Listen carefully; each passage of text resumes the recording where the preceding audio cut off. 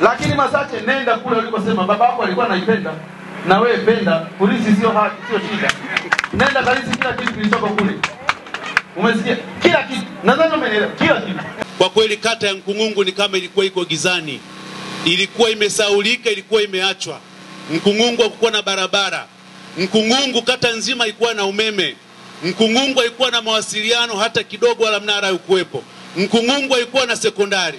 Nkungungu haikuwa na maji. Nkungungu changamoto ya zao la tumbaku ilikuwa ni kubwa na mazao mengine.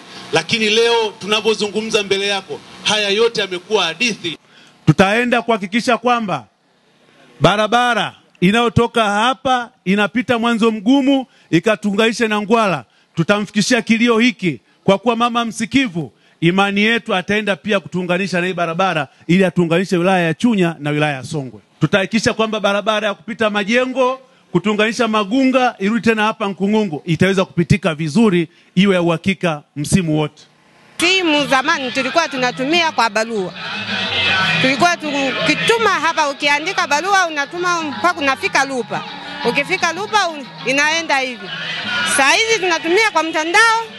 Wenyewe wametupa, wenyewe tunatumia. Saa hizi mtandao uko vizuri, tunatumia vizuri tu. Kitongoji cha Lukalia ni kitongoji kikongwe katika nchi hii, labda kinaweza ikawa kitongoji cha 80 kwa ukongwe.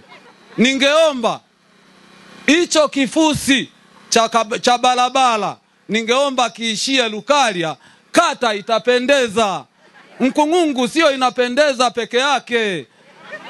Kata ile ni kongwe, tumbaku zote zinatoka Lukalia. Kweli barabara nyingi kutoka kijiji cha Nkungungu hazifanyiwi matengenezo kutokana na hazipo kwenye mtandao wetu wa barabara. Na tutaanza mchakato wa kuzisajili rasmi ili ziweze kuingia katika mtandao wetu, tuweze kuzifanyia matengenezo kila mwaka. Sambamba na hilo, barabara zote ambazo zipo kwenye mtandao wetu tunaendelea kuziboresha, na mwaka ujao wa fedha tumetenga kiasi cha shilingi milioni 40 kwa ajili ya kuendelea kukarabati maeneo korofi katika kata hii ya Nkungungu. Na nichukue nafasi hii niwaelekeze TARURA. Sajilini barabara zote ambazo zinatoa mazao ya kutosha kutoka mashambani, ziingie kwenye TARURA. Baada ya hapo tuanze kuzitengeneza kwa kiwango cha changarawe, ili wananchi waweze kusafirisha mazao yao, kuyatoa kwenye maeneo pembezoni, kuleta maeneo katikati ya mji, ili tuweze kupata tija kwa wananchi wetu. Ndugu zangu, mwananchi hana ajenda nyingine bali ajenda yake ni kilimo. Hana ajenda nyingine, ajenda yake ni kulima kwa bidii. Na nimesisitiza lazima hiyo barabara itengenezwe. Huyu mwenzetu wa TARURA atakuja kuiangalia Lukalia. Na uipite barabara na ukaangalie. Na shule shikizi pia Lukalia lazima ipelekewe milioni 50. Lakini Masache, nenda kule ulikosema baba yako alikuwa anaipenda na wewe penda. Polisi sio haki, sio shida. Nenda kalisi kila kitu kilichoko kule. Umesikia? Kila kitu. Nadhani umeelewa. Kila kitu.